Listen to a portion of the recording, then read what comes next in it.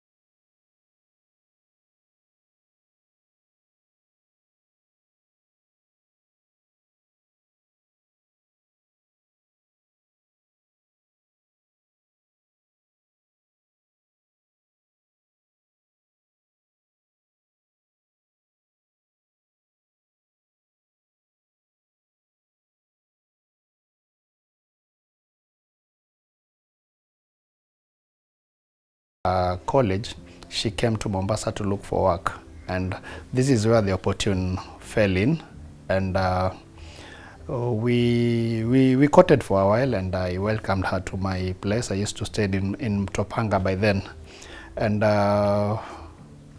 she said that she's in love with me and she's going to settle with me. So initially, I know it's not good to stay with somebody before you formalize everything, but I would say things worked very fast, because at one time I remember introducing her to my cousins. My cousin who was staying in Chuda, she's late now, and it is from there, I think my cousin must have gave her a pep talk on how good I am and what have you, and then it is from there that she made up her mind, and without even blinking, she gave her mom a telephone. She gave her mom a call and told her that, you know what, I'm decided to get, I want to get married, and this guy is from Western Province, and I hope you won't have any objection. So it really took her mom it really took her time to absorb this, because this was her firstborn daughter, and she really wanted things to work out the church way. But unfortunately, we chose to do the should I say, the traditional way. And after some time, after staying with her,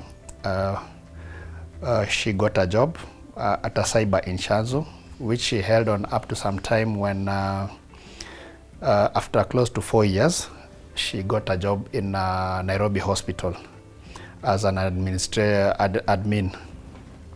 front office admin, and we kept on juggling, because she had to get a house in Nairobi, and I was still working in Mombasa, and we juggled in between. Sometimes I could go to I could come to Nairobi, and sometimes when she's on off, she could come to Mombasa, and we juggled for like 4 years, and an opportunity arose, and I requested for a transfer, because now my family was in Nairobi, and the shuttling in between Nairobi and Mombasa was really taking toll on me. By God's grace, I was granted, and now I got to join my family, and we were living together full time.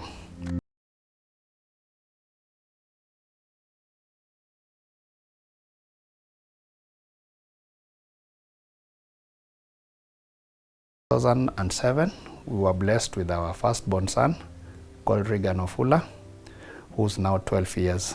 And I would say our love has blossomed.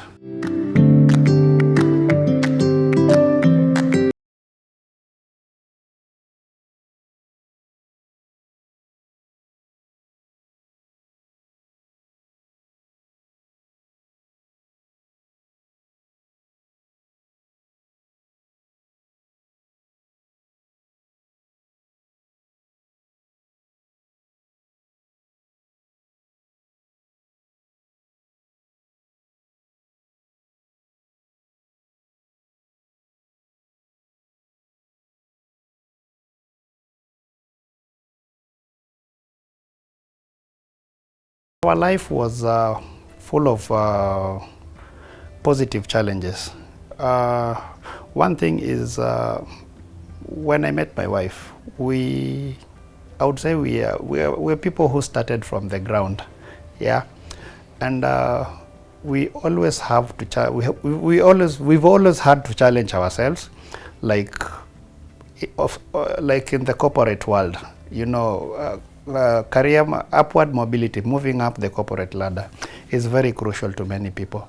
And I would say Nairobi has got a lot of pressures, because you will hear somebody, your colleague tells you, I'm doing this, and then I think we're also beat by that bag. And we felt the need that we did not have sufficient papers, and we started encouraging one another to pursue our studies. And when she was employed, she had a certificate, and she enrolled in diploma in HR, after which she did her undergrad, and from there she did her IHRM in human resource. And I would say it has really borne fruit, because she's risen through the ranks.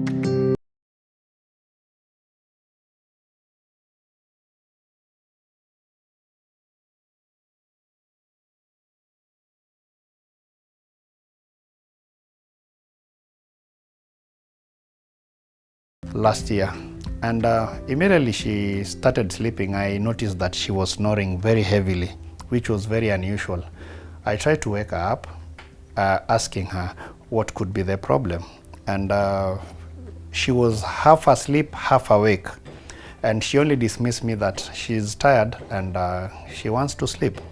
So I obliged. I told her it's okay, but after some time the snoring went down, and she started flipping on the bed from side to side. I could not quite figure out what was the problem by then, but initially she had complained of a flu. So my seventh sense thought that she had some Ventolin which she was given for in case the chest is heavy, she inhales. So I reached for it, and I gave her 3 puffs, and she calmed down. So my understanding was, now that she's calmed down, maybe she's asleep. Little did I know that was the last time. I'm going to talk to her like one-on-one, like the way I'm talking to you. I looked at her for close to one minute, and then I tried to wake her up. She still was not responding. Then I called my house help to come and help me, because of them I could not understand what was the problem. So when I called my house help, we tried waking her up. Now we sat her straight on the bed, and she did not have balance. She was falling on either side, but mostly on the left side, which was heavier. So I panicked. She was like she had like passed on. So we took her to Nairobi Women's Hospital. It's very near here. Luckily enough, the doctor we also found there was very effective. After 10 minutes of diagnosis, he came back with the bad news that she had suffered a severe stroke, but they are still running more tests. So he had to request for a CT scan immediately, which did not take 5 minutes, and the results were out. And yeah, it was stroke, and it was caused by the she had blood clots in the chest and in the legs. Basically, she had blood clots all over, and one of the tissues in one of the blood clots, or the tissues in the blood clot, had broken away and blocked the veins which are supplying blood to the brain. So immediately from that diagnosis, they put her on blood thinners to try and diffuse the clots that were in the brain. She stayed there in the ICU for a better part of the day, and up to the next day. So when I went to visit her, because you see, it had not even occurred to me that this is something very serious. Still, I was in that denial state, that I was very sure that when I wake up, go see her tomorrow, I'm going to find everything is okay. So when I went, she was still in the state I left her yesterday. And over and above, they told me that her brain was swelling and she needed an emergency brain surgery. That was the only situation that could save her life. The operation was successful, and part of the operation was to remove the skull. Part of the skull here, the right side, to help the brain to swell. The brain has to swell up to a certain level, after which it will go back to its original size. So after they removed the skull, again she fell into, this must have been an induced coma because of the pain, and they had to run other tests because a stroke as it is, sometimes if it is not managed well, it could lead to failure of other internal organs. So this is what the doctors in Nairobi Hospital were really trying to fight hard to make sure that there's a medical term they use, but what I could pick is there's a chemical balance that the body has to have in order for the internal organs to fight to be in a good condition. And we were successful, and she stayed in the hospital, because you see now, like when the brain is when the scalp is removed, it has to be, they have to be doing the scans every time to see the extent to which it is swelling, and what are the any minor changes have to be detected, and remedial measures have to be done immediately. After which now they again had to do another surgery to reattach the skull. So in total, she underwent 2 major life-saving surgeries for the skull. Then after reattaching the skull again, she has to stay in hospital to convalesce and make sure that she's in the right, we are moving in the right direction as far as her medical condition is concerned. After that, the neurosurgeon, the neurologist, Professor Erastus Amayo, who was walking the journey with her all along, called me in for a meeting and told me that, you know what now, your wife is okay, and she can be able to go back home on medical based home-based care medication. This is whereby you have to call in the nurses, and basically you turn one of your rooms into like a hospital hospital ward, and she's under 24-hour care. We did this for 3 months, and Professor Amayo had advised me that after some time we need to wean her off the nurses, because what happens is, in her condition, yeah, she cannot talk, but she's conscious of the surroundings. And the most important thing would be, if she sees she's surrounded by the people she loves, we are the ones who are giving her the food, we are the ones who are tending her in case of anything, and it also helps in healing. And also this home-based care, number one, it also reduces the hospital expenses, because by now the bill had really ballooned. And also in hospitals you can catch so many diseases as compared to home. And also there's that, she's a family person, and when she hears the sounds of her kids, it also shows her, it also gives her the impetus to fight on. Yes, this is now where we are up to now, and so far we've progressed very well. We've initially, when we took over from the nurses, it was a little bit scary, but I have a house help who has been very resourceful. She knows what to do, she knows what to give her, what time. And come evening, I take over from her, because part of it is also she has to be turned after 2 hours, 3 hours.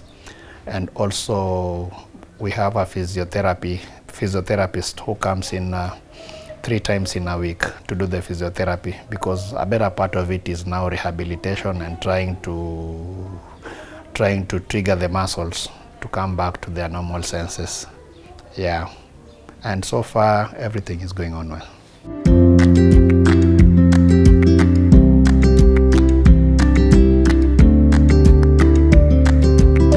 This is a lady I loved with all my heart.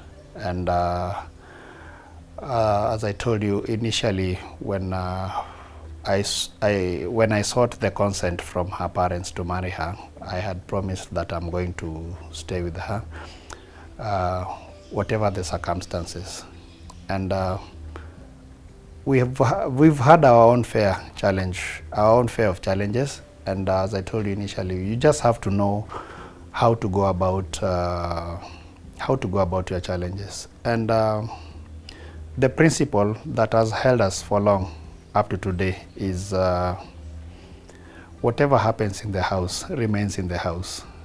So when I leave to go to work, and she leaves to go to work, she picks up from where she left from home. Now she has to pick the work issues, and the moment she leaves work, whatever happened at work has to remain there. At no any given point did we try to mix the two. Okay, initially the issues would come up, but we would brush them, because life has got its own challenges, and you only know how to go about it. And it has really taught me a lot, because most of the time it's not even in a marriage institution alone, even in a working relation, even in a work situation, even in our neighborhoods. There are so many things. You would see that your neighbor is prospering better than you, or somebody else's marriage is working better than you, or your friend is earning much better than you. But it's good to stick to what you have, and pray to God to give you the grace to move to another level. Everybody wants to have a happy life. And it's not good to make rash decisions. Sometimes you might want to leave your partner just because you are tempted to, you are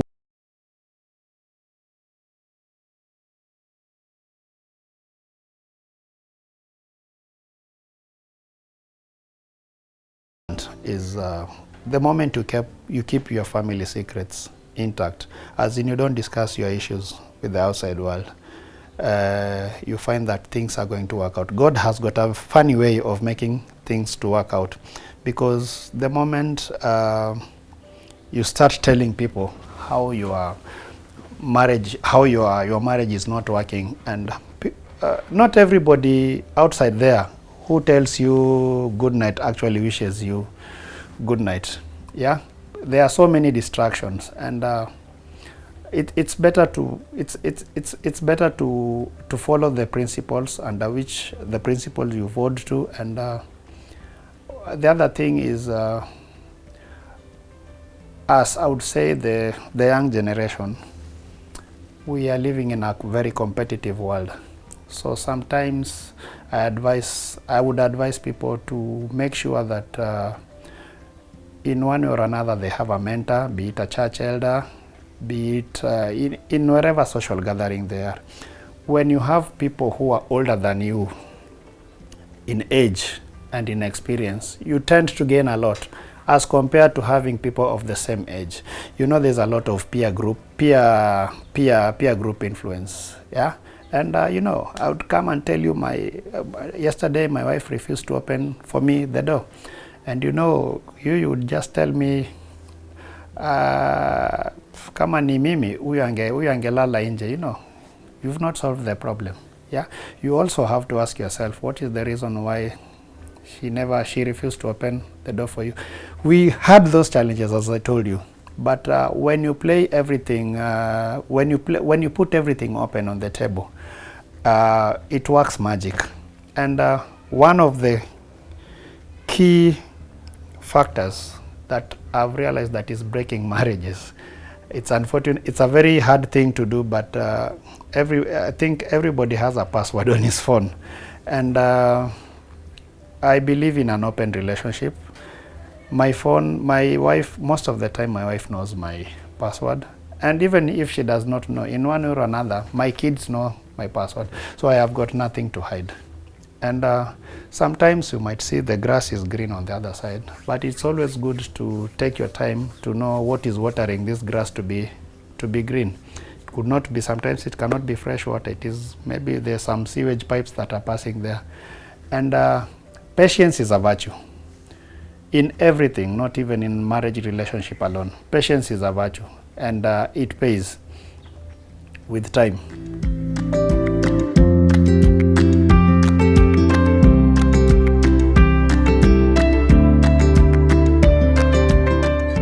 It's always good to stick to your partner, regardless the cost, because you'll be fulfilling one of the vows you made in your marriage, and also you'll be fulfilling the promise of God. It's not good to abandon one another. It's not good to abandon the other partner just because you've seen she's in trouble or she's not in good health condition.